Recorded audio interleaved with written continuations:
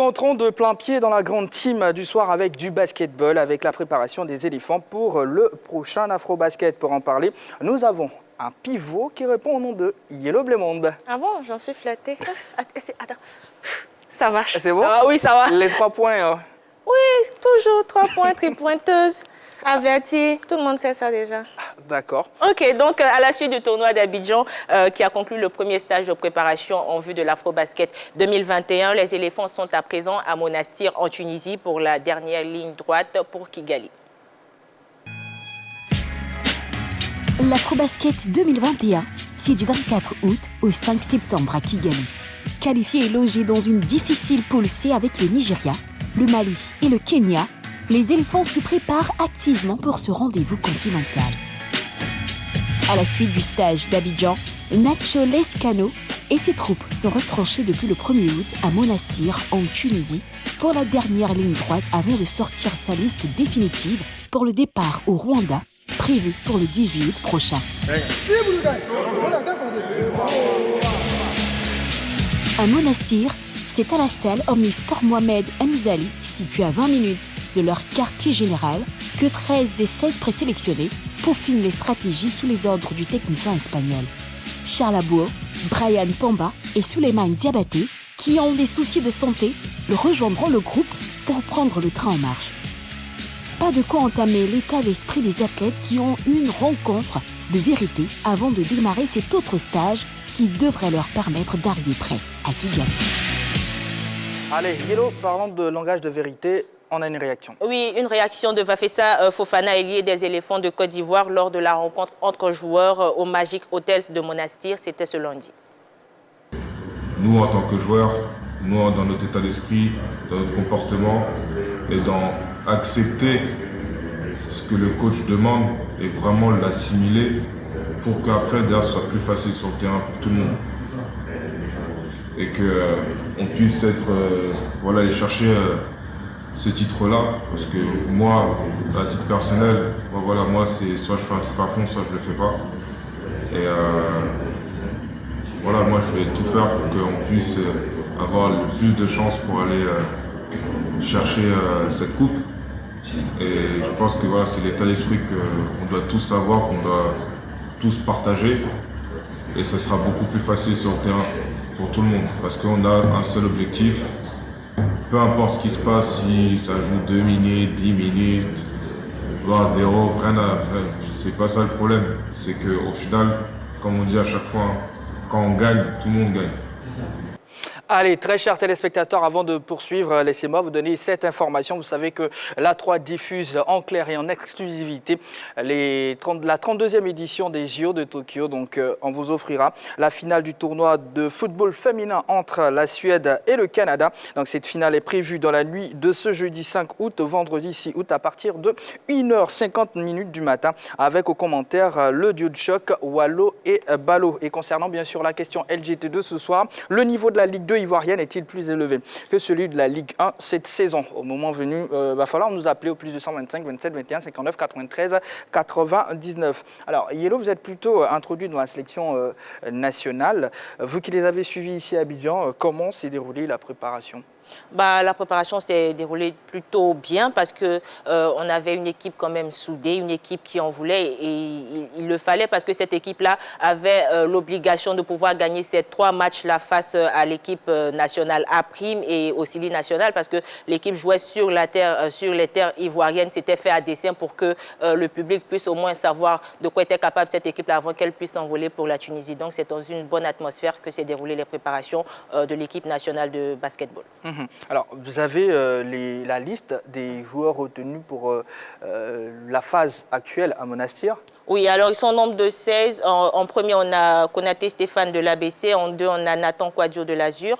Ensuite, Brian Pamba, Amadou Sidibé, Eddie Guilandry, Jean-François Kébé, Bali Koulibaly, Cédric Ba, Mathieu Costello, Nisré Zouzoua, le tout jeune qui a 24 ans, je crois, Adjei Barou, Souleymane Diabaté, Willy Kouassi, Maxence Dadier, Vafessa Fofana et on termine par Joseph Mobio. Alors, les éléphants sont donc à Monastir depuis le 2 août. Quelles sont les dernières news de la préparation après, bien sûr, les 2 jours? Alors, Amadou Sidibé et Solo Diabaté Souffrant n'ont pas pu rejoindre le groupe qui s'est quand même étoffé avec l'arrivée de Brian Pamba. Ensuite, le meneur ivoirien qui évolue à Rennes s'est tout de suite intégré au groupe pour prendre le train en marche. Quant à Eddie Guy, il travaille dur pour revenir à son meilleur niveau. Alors, Dorje Kofi, quand on suit un peu la progression Abidjan, aujourd'hui Monastir, globalement, on sent que ça va quand même s'il y a quelques soucis de santé chez certains. Oui, mais c'est tout un groupe, 2-3 joueurs, ça va. Après, le groupe joue bien, respire bien. On a suivi un peu les matchs ici en Côte d'Ivoire. On sent la solidarité. De financement de la préparation des athlètes ivoiriens pour les JO 2020, pensez-vous que les éléphants basketteurs soient à l'abri? Oui ou non? Pas plus tard qu'hier, en tout cas, on a parlé de ce souci-là de préparation. Beaucoup d'appelants, en tout cas, se sont plaints. On l'a évoqué ici, le souci. Ardoise, non, non et non. Sandy, on va commencer par vous. Alors moi, je ne pense pas qu'ils soient à l'abri, tout simplement. D'accord. Après, je vais laisser les experts mieux débriefer, hein, mais vraiment non. Je ne pourrais pas dire oui sur ce coup-là. D'accord. Yellow? Bon, déjà, quand on a reçu le président de la Fédération ivoirienne de basketball, il disait que le ministère avait décaissé une somme de 17 millions de francs CFA pour pouvoir les accompagner dans leurs différentes échéances. Sauf que la Fédération doit participer à 3 grands événements. Déjà, il y a l'afro-basket masculin, il y a l'afro-basket féminin et il y a le championnat africain des U16 qui va se dérouler du 6 au 15 août et l'afro-basket féminin qui se déroulera du 17 au 26 septembre, en plus de l'afro-basket masculin. Donc, 3 grandes rencontres et on n'a seulement que 17 millions de francs CFA. C'est clair que quantitativement, ce n'est pas évident de pouvoir tenir ces trois grandes campagnes-là dans ce registre financier-là. Parce que je pense que le ministère fait de son mieux, mais il pouvait faire un peu plus pour pouvoir aider la Fédération ivoirienne de basketball à pouvoir aider aussi ces jeunes, ces basketteurs-là. Parce que c'est vrai qu'ils évoluent au niveau continental, ils évoluent en Europe pour la plupart, mais par exemple, pour les U16, ce n'est pas évident. Il y en a qui évoluent en Côte d'Ivoire. C'est quand même compliqué de joindre les 2 bouts. Donc, 17 millions pour 3 grandes campagnes de ce genre au plan continental, ce n'est pas du tout réluisant pour la Côte d'Ivoire. D'accord. Alors, Dorgelès, à la suite du président de la Fédération de basketball, naturellement le président de la Fédération ivoirienne de basketball, Mahama Koulibaly, on a reçu ici sur ce plateau Stéphane Kokoun qui a évoqué ce problème-là hier. Il a décrié, il a parlé de ce problème-là. Après, il faut essayer d'accompagner les basketteurs. C'est très important. Yellow parlait de 17 millions pour 3 compétitions à venir. C'est peu.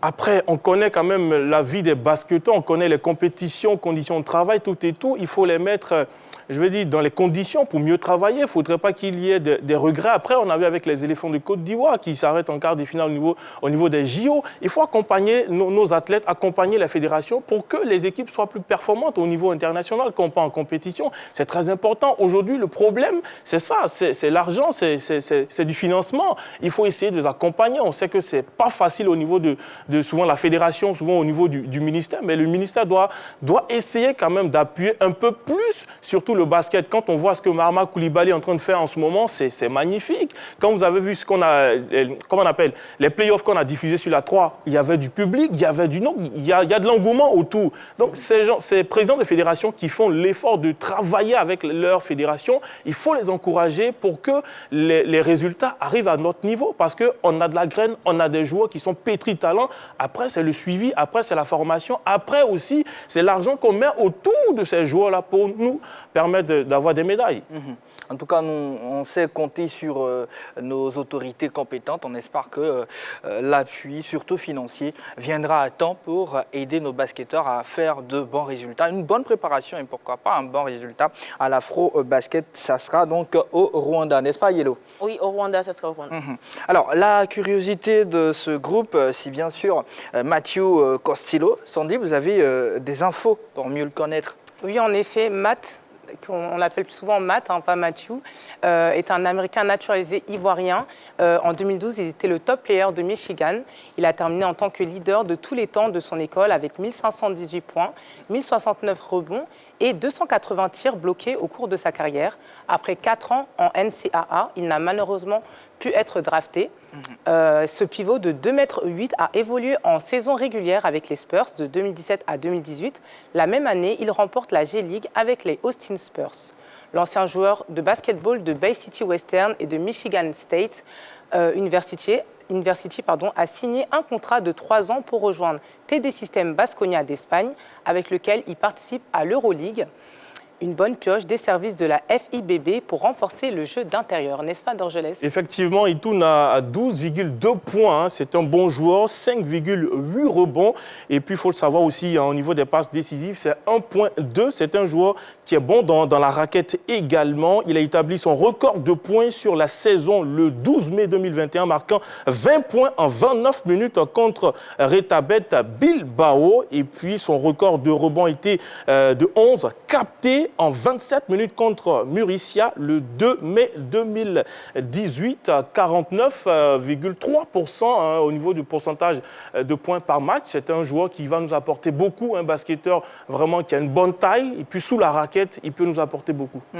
Mathieu Costello, son petit nom c'est Matt, voilà, comme l'a dit Sandy tout à l'heure. Mais les Ivoiriens l'ont adopté, ils l'ont appelé Kwasi. Kwasi Oui. Ah bon, moi j'ai pensé à un Kofi. Non, ils l'ont appelé Kwasi. Ah, d'accord. Et justement, Mathieu a une vidéo, on regarde et on revient juste après.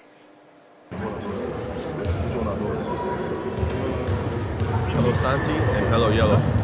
I'm really excited to be a part of the Ivory Coast basketball team. We got a good squad here. I think we do some great things in the tournament.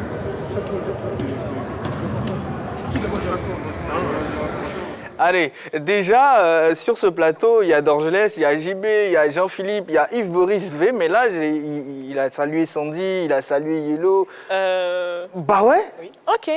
Et puis après, il dit qu'il est content de faire partir de l'équipe, il va tout donner naturellement pour avoir sa place. Pourquoi il ne nous a pas salué aussi? On l'encourage, la petite touche de féminité. Voilà, comptez pour du beurre. C'est dommage. Ouais. Mais attendez, l'afro-basket féminin. Dorgelès? Bon, c'est un bon joueur, nous a pas salué après, c'est pas bien grave. Nous, on l'attend sous la raquette. Je pense que américain d'origine, ça veut dire que c'est un bon joueur. Il joue au basket depuis longtemps. Moi, je suis content de voir un Américain dans notre sélection. Un Ivoirien. Moi, après, à la base, c'est un Américain qu'on essaie d'avoir, c'est très important. Qu'on a eu. Ouais. Qu'on a maintenant. Donc, moi, je suis content parce que j'ai regardé un peu ses performances. C'est très bon. Surtout avec les chiffres que vous avez donnés. En tout cas, merci beaucoup Mathieu pour la vidéo. Ça fait vraiment plaisir. Alors, il est vrai que la liste des 12 éléphants sera communiquée aux alentours du 18 août, voilà plus précisément, mais on peut déjà s'interroger sur les chances des éléphants dans le groupe composé bien sûr du Kenya, du Mali et du Nigeria. Qu'est-ce que vous en pensez? Déjà, c'est une poule assez relevée à cause de la présence du Nigeria et du Kenya. Je pense qu'à un degré moindre, on pourrait se comparer au Mali, mais contre le Nigeria, c'est compliqué parce que déjà le Nigeria a été le premier pays qualifié pour l'afro-basket et a enchaîné 6 victoires sans défaite. Donc déjà, c'est un appel et c'est un message que lance le Nigeria envers les différents adversaires. Et surtout que le Nigeria avait la possibilité de former 2 équipes. Il y a une équipe qui est partie pour les JO, mais il y a une décision de la FIBA qui interdit certains joueurs qui ont participé au JO de pouvoir participer à l'afro-basket à cause du délai d'entraînement. Parce que l'afro-basket se termine, les JO se terminent à 2 semaines avant le début de l'afro-basket, donc ce sera un peu compliqué pour certains joueurs de venir. Néanmoins, on a quand même de grosses têtes dans cette équipe du Nigeria. Là, on a Precious Ashiwa, on a Zeke Njahi de Denver Nuggets, on a Udoka Azubuike et on a aussi Aaron Nesmith. Donc, ce ne sont pas des faire-valoir. Ils feront tout pour pouvoir ramener l'afro-basket du côté du Nigeria. Ensuite, le Kenya aussi a vraiment marqué les éliminatoires de l'afro-basket parce qu'ils ont battu l'Angola. l'Angola qui est quand même un fer de lance dans le basketball africain. Donc le Kenya a battu l'Angola à 74 contre 73. Donc un point d'écart, c'était limite. Mais quand on a vu l'intensité du match contre l'Angola, on se dit que oui, le Kenya a des ressources et surtout qu'il y a de nouvelles valeurs dans cette équipe du Kenya. Là, il faudrait faire attention. Alors, dans Joël, on parlait des chances de la Côte d'Ivoire qui étaient logées. Sinon, qui est logé dans le groupe C? Oui, Jean-Baptiste, il faut savoir que Yelo a parlé du Nigeria. Vraiment, c'est l'équipe à craindre.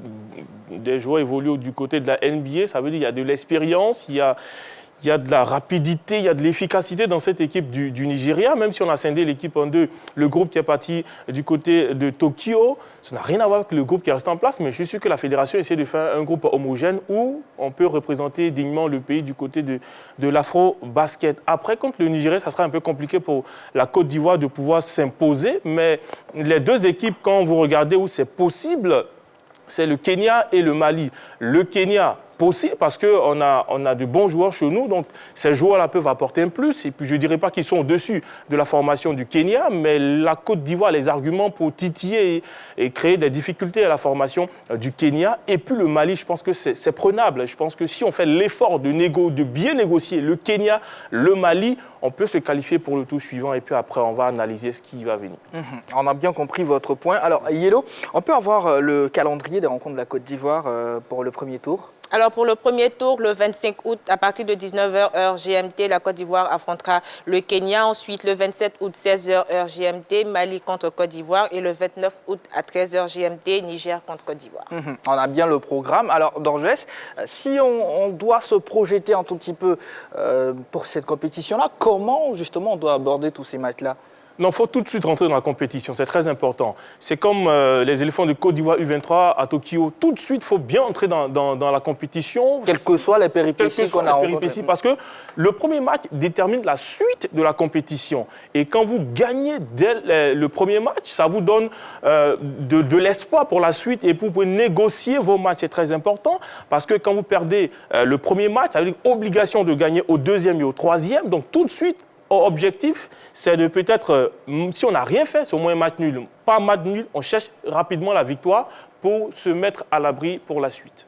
D'accord. On n'a que le calendrier du premier tour, Yelo? Oui, que le calendrier du premier tour. Et je suis d'avis avec Dorgelès parce qu'on rencontre le Nigeria en dernière position. Ce n'est pas évident pour cette équipe de la Côte d'Ivoire. Là, c'est vrai qu'on ne part pas à la guerre en étant déjà vaincu. Mais quand on regarde les armes qu'a cette équipe du Nigeria, il faudrait faire attention. Donc, les équipes prenables dans cette poule-là sont le Kenya et le Mali. Il faudrait aller à fond, il ne faudrait pas hésiter parce qu'on a l'habitude de rester toujours dans les calculs, que ce soit au football qu'au basket. Aller à fond, battez déjà ces deux équipes-là, le Kenya et le Mali. Et ensuite, on essaiera de négocier contre le Nigeria.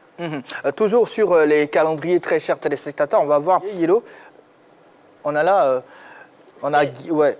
Mais c'est le même calendrier, 25 août, 19h, heure GMT, Côte d'Ivoire contre le Kenya. Ensuite, 27 août, 16h, heure GMT, Mali contre la Côte d'Ivoire. Et le 29 août, 13h, heure GMT, Nigeria contre la Côte d'Ivoire. D'accord. On espère simplement, très chers téléspectateurs, que vous avez pu prendre note. En tout cas, nous sommes en direct. Alors, Sandy, ça vous dit de vous prononcer sur le résultat du premier match de la Côte d'Ivoire? Un pronostic? Le Kenya.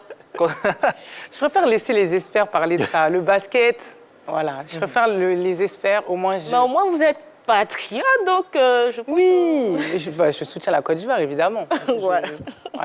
Pronostic, même s'il n'est pas encore l'heure. Non, la Côte d'Ivoire, ça doit passer contre le Kenya. On va tout de suite aller chercher la victoire. Voilà, je pense que c'est possible. On a les hommes, on a les armes pour ça, on a les joueurs pour ça. Premier match, victoire. Yelo? Non, forcément, victoire pour la Côte d'Ivoire. C'est vrai que je ne suis pas très bonne en pronostic concernant le basketball, mais j'espère une victoire de la Côte d'Ivoire contre le Kenya. C'est vrai que la Côte d'Ivoire aussi s'est renforcée pour ce TAFO basket-là, parce qu'en plus de deux locaux qu'on a, il y a quand même assez de recrues du côté de l'Europe. Assez de basketteurs évoluent du côté de la France, qui n'est pas le cas forcément pour le Mali. C'est vrai que pour le Kenya, il y a assez aussi de basketteurs qui évoluent aux États-Unis, en Australie, qui sont aussi de grandes nations du basketball mondial. Donc, il faudra faire C'est-à-dire qu'il ne faut pas négliger une équipe. Cette poule-là, il ne faudrait pas négliger une équipe parce que c'est vrai qu'on se dit que le Mali est prenable, mais le Mali pourrait constituer la grosse surprise aussi dans cette poule-là. Donc, il faudrait attaquer dès qu'on dit que c'est le 2. Oui, mais c'est ça, parce que c'est vrai, on se dit le Mali, mais le Mali, là-bas, ça joue bien aussi au basketball. Le Kenya, il a parlé du oui. Parce que tout de suite, quand vous essayez de bien entrer dans la compétition, après, ça vous donne de l'espace de pouvoir calculer après. Contre le Kenya, il ne faut pas réfléchir. Contre le Mali, je pense qu'aujourd'hui, quand on regarde dans la poule, on se dit que le Mali, tout le monde va passer le Mali. Mais attention, le Mali va venir avec beaucoup plus d'envie d'aller titiller les autres nations. Donc nous, si on sait bien aborder match après match, je pense que c'est possible. Et puis après, contre le Nigeria, on fera tout pour négocier peut-être un match nul. Pourquoi pas. La 3 vous proposera la finale du tournoi de football féminin entre la Suède et le Canada. Amis téléspectateurs, cette finale est prévue dans la nuit de ce jeudi 5 août au vendredi 6 août à partir de 1h50 du matin avec nos deux commentateurs, donc le duo de choc, Wallo et Ballo. Ne ratez pas ce rendez-vous-là, ça sera donc à partir de 1h50. Ne manquez pas le rendez-vous. 1h50 GMT naturellement. Wallo et Ballo seront là. Rien que pour vous faire plaisir, très chers téléspectateurs. La question LGT de ce soir, le niveau de la Ligue 2 ivoirienne est-il plus élevé que celui de la Ligue 1 cette saison? On va recevoir dans pas longtemps, après bien sûr la courte pause, l'entraîneur du FC Mouna, coach Dike Désiré. Il sera là avec nous, il va prendre la place de Sandy. On marque une courte pause, comme je l'ai dit, on revient juste après.